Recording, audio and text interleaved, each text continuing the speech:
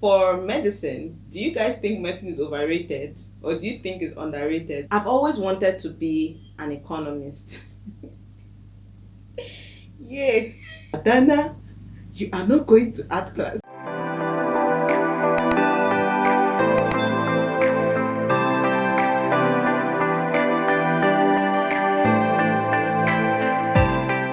Hey guys, and welcome back to my channel. My name is Adana and I'm a medical student studying in Tbilisi, Georgia, and I film about intentional living, faith, and a sprinkle of lifestyle. So if you would like to stick around, please click on that subscribe button and tap the notification bell. I put out videos every Sunday by 5 p.m. so that you don't miss any video. And I also have other contents like this, so click on the end cards above or in the link in my description box. So yeah, without further ado, let us dive in. So yeah, in today's video, we can already tell from the title what we'll be talking about today. So first of all, I just want to introduce this series to us because we're going to be seeing similar contents like this, and I'm just going to be talking through my journey as a student. And I'm not just sharing these stories, of course, yeah, to share, to connect with us, but I'm also sharing these stories to also point out things concerning education in Nigeria and in general. So for today, I'm just going to be sharing with you why I chose medicine. So that is the big question. Do you guys think medicine is overrated or do you think it's underrated? Because honestly, the way our parents have made it to look like, medicine is just overrated, like overrated big time. I know people are going to come for me, but that's just how I see it. Because come on, you can't compare the stress to what you get at the end of the day. Like, yeah, I know that maybe you don't have to. That's not even the point. People say you don't have to, you never have to search for a job, you never have to be jobless. But I'm telling you, there's some kind of job that you do, you'd rather be jobless than having those kind of jobs. But anyways, that is not the point of this video today, because if we start arguing about medicine, if it's overrated, if it's underrated, if they're being underpaid or if they're being overpaid, that is going to be a separate video altogether. Maybe I'm going to invite a guest and we're going to talk about this. So let me know in the comment section if you'd like this kind of topic. So for moving on to today's topic, why I decided to study medicine. First of all, I think I should probably take you guys through my process of how I even got here in the first place. Okay, I'm so sorry if you tuned in and you were wondering that I was going to give you some kind of philosophical wisdom on and some kind of supernatural understanding or some kind of reason that of self-awareness and all of that, but no, that is just not the case. But let me walk you through because I think it's a very interesting one. So first of all, when I was in high school, in secondary school, I attended a boarding school and from SS1. For those of us in Nigeria, we know how it goes. First SS1, first term and second term, you have to do all the courses. That's the science and the art courses, and then from third term you have to choose where you'd want to belong. If you want to be in the art class, if you want to be in science class, if you want to be in the commercial class. In my school, we didn't have commercial, we just had science and art, and that was it. I've always wanted to be an economist. Yeah. I've always wanted to be an economist. I was like, I want to study accountancy, I want to be a chartered accountant, and all of that vibe. I was like, I was going to be a chartered accountant right from, I think, primary school or secondary school, and that was what I kept saying to myself. Then it was time for me to choose a course. and I had this teacher. Okay, I don't know if I should mention his name. I had this teacher. He was our physics teacher. For those of us that attended my school and might be watching this video, you guys would know him. And I was physics was the course he was teaching, and at the point where we were supposed to split, I told him that because honestly, this guy, his physics exams were so difficult.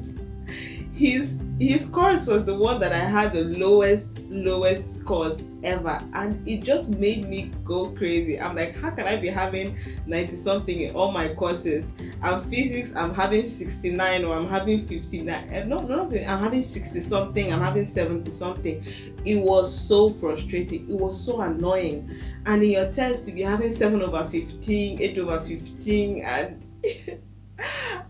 it was just frustrating. Every time I would go to his office, I'd be crying and be like, you're giving us this kind of difficult course. I should not worry. I'm going to leave this science class for you. I'm going to go to art class. I'm going to study chartered accountancy. And you tell me, Adana, you are not going to art class. I tell him, watch and see. If you don't change, I'm going to go to art class. I cannot be failing. Not like I was failing, but the scores were not just what I wanted. And I was just such a crybaby, basically. Secondary school, I was just a crybaby. I would cry for everything. I would have 85 and I would still cry because I didn't have 90. I would have 90 and I would still cry because it was not 99. So that was just what the whole thing was. And you tell me that if I decide to go to art class, that he would go to the administration and he would tell them, and they would drag my locker from art class back to science class. And I'm like, why should I study? Why should I be in science class? I couldn't think of anything at that point that I wanted to do in science class. I couldn't think of anything. Medicine was there, but I just didn't want medicine. Why? Because people were just talking about it like it was heaven and earth, and I'm like, what is this thing? I just tend to shift away from the, when everyone is overhyping something, I just tend to be on the opposite side for no reason, no matter how good that thing is, until somehow, I don't know, I just find another reason aside that reason for me to actually do that thing. So that was how it was for me with medicine. You hear medicine, be like, you must be very smart, it's very difficult, like you fail, even if smart people fail, and this one. And it was so overhyped, and at some point I was like, I don't even want to study the kind of medicine, like it's just overrated for me. That's not what it was in my mind at that time. So medicine was not even an option for me. And cut the long story short, it was time for me to apply for JAMB. I was in my JAMB form and I couldn't even fill the form because I was confused. That was like SS2, and I was like, okay. And I actually stayed back in art class. Finally, that's just what happened. I stayed back in science class. And I was just going through it without knowing what I wanted, and I just knew that a day was going to come for me to choose. So at this point, what am I even choosing from? I didn't have so much guidance, like aside from my parents that would ask me, what would you want to do? I'll tell them I want to be a chartered accountant, I want to be an economist, and all of those things. And they would encourage me, of course, and all of that, but there was no professional help of any kind. There was no counselor or something like that was available.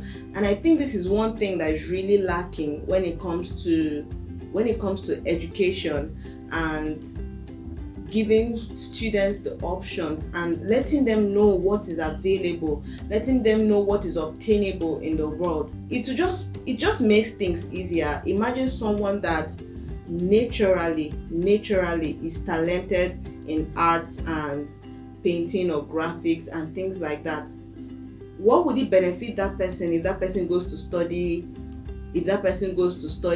biochemistry, or if that person goes to study agriculture and economics, or if that person goes to study even medicine, because that person is smart and knows math and knows biology and knows chemistry?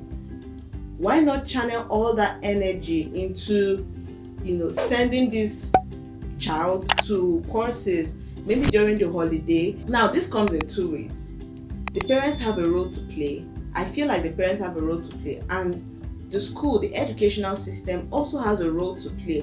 So for the parents, try to find out what your children are good at, what they're interested in, what they have a knack for, and from that early stage start exposing them to all these things. I feel like this is one of the things that is lacking in Nigeria. You see someone at the age of 25, the person has not had even any kind of experience. Okay, I'm digressing, but honestly, when I start talking about these things, I just really get very very passionate. But let's get back to what I was talking about. I feel like there should be a way where students can be able to know that they have certain kind of options available to them. These things are lacking in schools, and I think it's something that really should be looked into, because at the end of the day, it makes it feel like if it's not medicine, if it's not law, if it's not what else, engineering, then it's like any other thing. Just gonna do something. People have wasted time doing things that are not important, doing things that are not even related to what they're doing. It's one thing to even study business, and you know that okay, you want to be an entrepreneur, and that thing actually helps you, than going to study medicine and then you end up seeing yourself in the fashion world. Like, how does that even correlate in the first place? And it should never have happened. All the resources, all the time, like, these are things that we look down on. There are courses you can actually do and get a degree out of it before you can now go ahead and maybe do special courses and things like that, and you upgrade. So this was one of the things that made it challenging for me to pick medicine and to pick a course to study. At the end of the day, after so much prayers, after going to pastors praying, after me praying, after thinking, like, it kept me up at night to talk to my parents, everything. So now I chose medicine, but let me tell you the funny reason. The reason was because I just got challenged at the end of the day. I was like, what is this course that people are failing? What is inside this course that someone cannot pass? What is this thing that people are raving about like this, that is like, human beings, they are doctors. My mom always tell me, it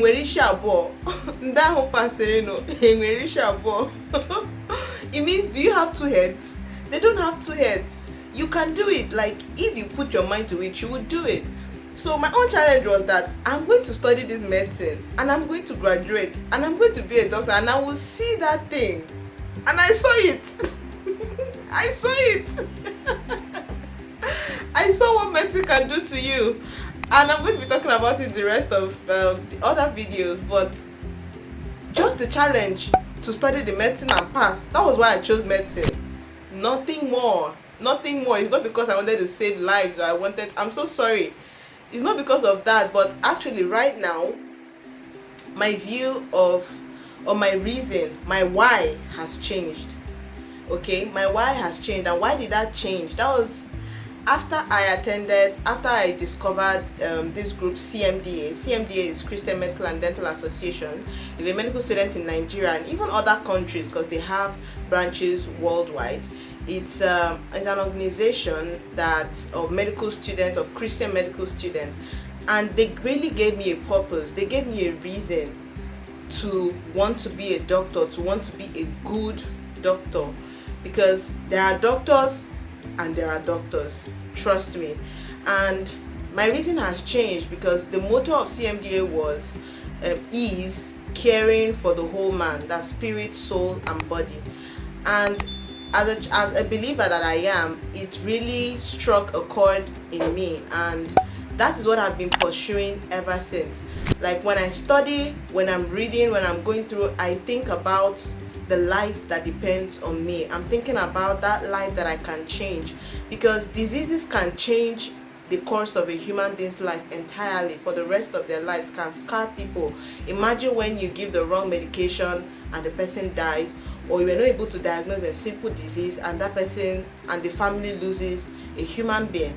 So now my reasoning or my why for studying medicine is just to care for the whole man, to use my profession as a platform to reach out to people, and using my profession as my ministry. So I see medicine right now as my ministry. It's going to be a platform for me to do every other thing that I believe God has put in me to accomplish.